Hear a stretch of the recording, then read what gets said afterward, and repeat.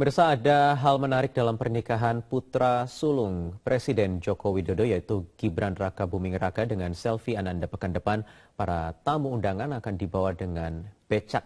Selain itu, para awak media juga akan disiapkan seragam khusus untuk peliputan.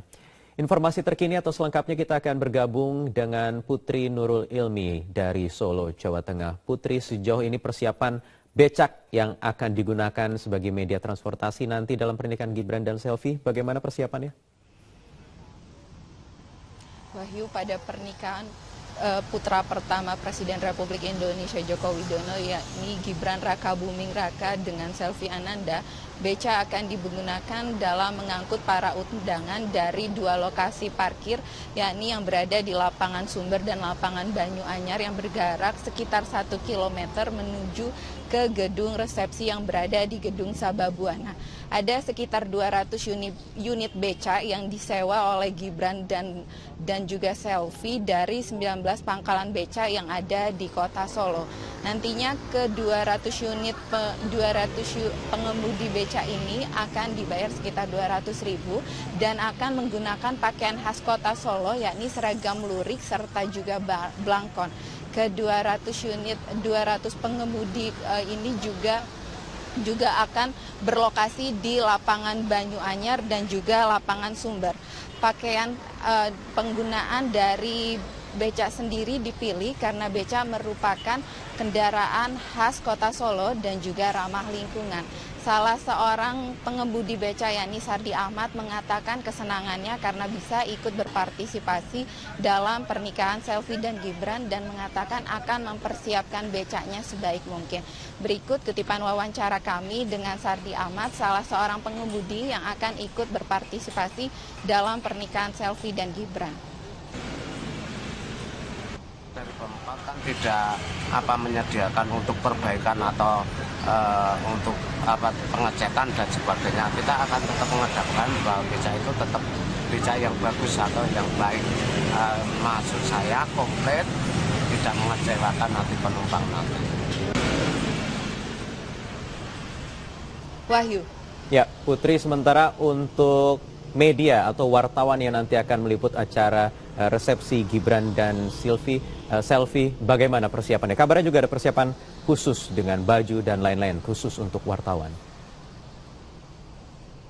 Ya Wahyu, kalau tadi mengenai beca untuk para tamu, ini ada seragam batik khusus yang diberikan kepada para awak media. Para awak media yang akan meliput di kawasan Gedung Sababwana ini diberikan seragam batik oleh Gibran dan Selvi. Ada sekitar 200 buah seragam yang diberikan kepada para awak media, baik cetak, elektronik maupun online. Dan seragam batik yang bermotif parang dengan warna coklat ini sudah dibagikan kepada para awak media sejak tanggal 30 Mei 2015 lalu di kantor Media Center pernikahan Selvi dan Gibran yang berada di Jalan Letjen Suprapto nomor 93, tidak jauh dari Gedung Sababwana.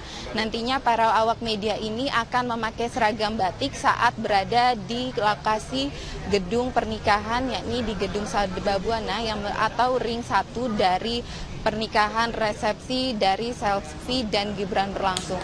Tidak hanya penggunaan seragam batik juga, tapi para awak media juga akan menggunakan ID card atau tanda pengenal saat berada di kawasan Gedung Sababwana. Ini dikarenakan agar para awak media saat meliput terlihat rapi dan juga lebih terkoordinir. Wahyu. Pemirsa, di setiap akhir pekan, redaksi Jurnal Pagi menghadirkan berita satu view mengulas mengenai isu-isu terhangat sepanjang sepekan terakhir dari sudut pandang media massa nasional.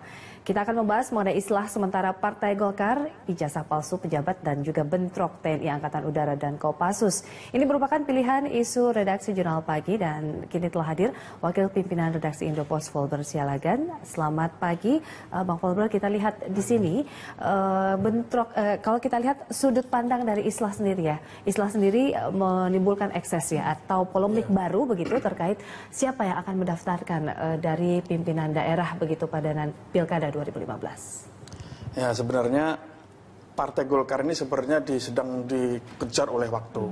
Karena Di satu sisi mereka harus menyelesaikan konflik internal mereka, dualisme kepengurusan, tapi di sisi lain mereka juga harus dikejar waktu untuk mengikuti pilkada yang akan segera di depan mata. Betul.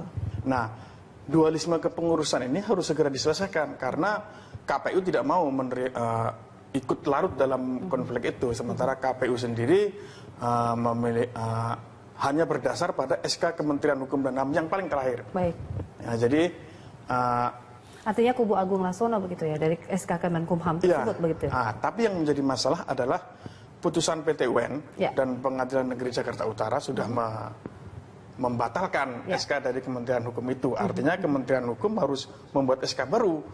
Apakah nanti SK-nya memilih kubu Ical atau bagaimana, kita tidak tahu. Tapi yang pasti bola panas ada di Kementerian Hukum dan HAM.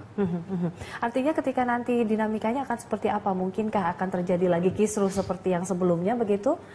Ataukah masing-masing pihak akan legowo begitu? Kalau melihat eskalasi terakhir sepertinya memang dua pihak sepertinya akan memanas lagi. Kemarin sudah istilah di rumahnya Wapres. Kala sudah ada istilah, ada 4 poin yang saya kira cukup bagus ya, 1 sampai 3. Hanya yang nomor 4 itu yang mungkin masih menjadi masalah ketika siapa yang nanti berhak menandatangani pencalonan kepala daerah itu adalah yang disetujui oleh KPU. Ini yang menjadi masalah, dan masalah itulah yang kemudian menjadi membesar ketika PT UN ternyata membatalkan SK Kementerian Hukum dan HAM. Itu artinya adalah masih ada masalah lagi yang harus diselesaikan, sementara kubu Ical sendiri mengatakan jika ada putusan itu sudah keluar, artinya dia yang sah, kan begitu. Betul. Nah, di sisi lain kubu dari Agung masih mengatakan bahwa kita yang terakhir memegang SK Kementerian Hukum dan HAM. Dua-duanya merasa benar, dua-dua merasa yang paling berhak. Nah, itu nanti bagaimana? Nah, disinilah peran dari Kementerian Hukum, maksudnya Menteri Hukum dan HAM sebagai tanda kutip itu bapak asuhnya para partai-partai. Artinya akankah dimunculkan kembali begitu ya, kalau memang masing-masing pihak ini legowo, ini musyawarah nasional begitu ya, terkait satu kepemimpinan begitu yang akan diusung, artinya nanti hanya ada satu pintu untuk memilih dari pimpinan daerah. Ya, susah juga sebenarnya ya. Mestinya harusnya seperti itu. Seharusnya mereka sebenarnya dalam poin pertama sudah ada dalam perjanjian itu bahwa mengutamakan kepentingan partai, khususnya nanti menjelang Pilkada serentak 2015 ini. Tapi yang menjadi masalah adalah belum ada satu figur yang bisa membuat kedua kubu ini nurut. Meskipun Pak JK kemarin sebenarnya sudah ada Yusuf Kala, tapi buktinya Ical mengatakan istilah kita batalkan karena ada PT UN. Agung Laksono mengatakan istilah kita batalkan karena kubu Ical tidak mau menandatangani, tidak mau memberi akses kepada mereka untuk menandatangani siapa yang nanti berhak menandatangani pimpinan daerah begitu ya, yang diusung oleh partai. Kalau kita lihat sebenarnya mungkin bagaimana nih? Ini kan bermuara juga ke Kemenkumham begitu. Akankah mungkin Kemenkumham akan begitu tegas tanpa ada konflik kepentingan di dalamnya? Saya melihat begini, justru ini yang dalam pikiran saya adalah yang bikin kisruh ini sebenarnya pertama intern mereka sendiri, yang kedua yang memperparah adalah Menteri Hukum dan HAM sendiri. Ya mungkin orang publik menduga bahwa ini ada kepentingan yang lebih besar di belakang Menteri dan SK itu ya. Karena coba bayangkan aja, ketika ada konflik, tidak lama kemudian Menteri langsung bikin SK, mengesahkan kubu Agung Laksono. Coba bayangkan.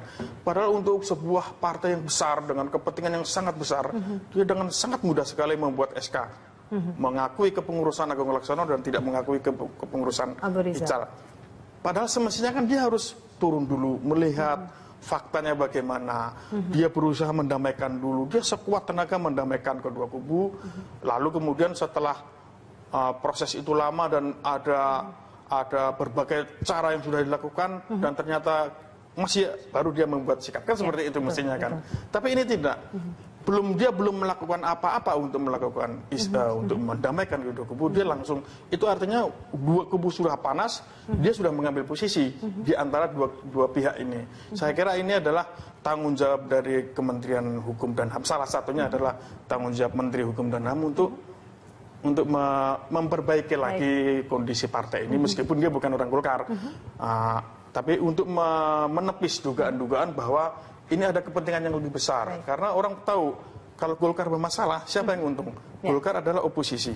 Keadaan terburuknya akan seperti apa ya? Mungkin nanti akan juga ada dilematis dalam KPU nanti begitu memilih siapa yang kepengurusannya sah hingga ke daerah nanti. Kisruh. Pasti nanti tetap ada dari Golkar, pasti ada. Mungkin dari kubu Agung atau kubu dari pasti ada. Hanya kalau konflik ini tidak selesai, suara Golkar akan habis. Baik, ini kita lihat dinamikanya nanti ya, Bang Volber. Nah, ini kita beralih ke isu yang kedua, kita bahas mengenai bentrokan TNI AU dan juga Kopassus. Ini masalahnya apa sih sebenarnya? Apakah memang hanya karena senggol atau mungkin kesalahpahaman begitu ya terjadi kemarin di tempat karaoke di Sukoharjo, Jawa Tengah? Sebenarnya kalau kasus yang kebetulan saya lama di Solo, kuliah saya di Solo, saya juga pernah tinggal di Solo lama. Konflik antara Kopassus dan Paskas itu, Angkatan Udara itu sebenarnya sudah lama, sejak 10 belasan tahun yang lalu sering terjadi. Ketika mereka bertemu pasti berantem, baru papasan aja, lirik-lirik kan pasti berantem. Dan ini terjadi hampir di semua tempat, antara aparat TNI dengan TNI dengan Polri. Sebenarnya masalah ini adalah sebuah harus diselesaikan oleh pimpinan TNI saat ini. Dendam lama yang sudah lama terpendam begitu? Bukan dendam sebenarnya, mereka tidak ada dendam antar individu, antar ini sebenarnya nggak ada. Ini masalah apa ya? Ini adalah sebuah kekesalan masing-masing anggota yang sudah lama. Pertama adalah masalah kesejahteraan. Jadi ketika dulu masih ABRI, TNI itu begitu sangat kuat.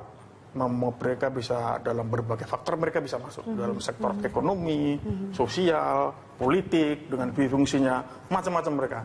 Tapi ketika dipisah menjadi TNI aja dan kembali ke barak, disuruh profesional lagi, tidak boleh berpolitik, tidak boleh berbisnis, habislah semua. Nah, yang bermasalah di sini adalah level-level menengah ke bawah dengan gaji yang pas-pasan, tidak boleh sahabat sana, tidak bersahabat sini, begitu kan? Artinya ditambah dengan kecemburuan melihat sejawat mereka di Polri, mereka melihat pangkatnya sama tapi wah beda banget nih kesejahteraannya. Artinya adalah kecemburuan, kemudian faktor-faktor yang sudah lama itu terjadi itu membuat sedikit aja ada pemicu mereka akan marah, sedikit aja, baik itu dari antara mereka sendiri, dari arah orang lain mereka akan marah. Kemudian di sisi lain adalah Menteri Pertahanan kemarin mengatakan begini, dia menyendiri Panglima TNI. Panglima TNI dikatakan dia terlalu sibuk. Dia terlalu sibuk sehingga kurang dekat dengan anggotanya. Itulah yang terjadi. Tapi menjadi pertanyaan besar ya, komandan. Ada apa atau apa yang terjadi di tempat hiburan malam? Apakah mereka memang hanya sekedar melepaskan rasa stres atau mungkin menjadi backing dari salah satu atau lokasi di tempat mereka bertikai begitu? Itu pertanyaan yang mungkin. Ya, itu memang sudah bukan rahasia umum bahwa penjaga-penjaga di banyak-banyak tempat hiburan malam, tempat bisnis sekalipun, termasuk pembisnis pribadi pun banyak yang dikawal, dijaga oleh anggota TNI. Itu adalah mungkin ya semacam seperti saya katakan tadi, sabetan mereka untuk menambah setoran ke rumah gitu. Kira-kira seperti itu. Jadi kita masih akan membahas perbincangan lain dengan topik lainnya di Bang Volber di segmen berikutnya. Kami akan kembali, tetaplah di Berita Satu View.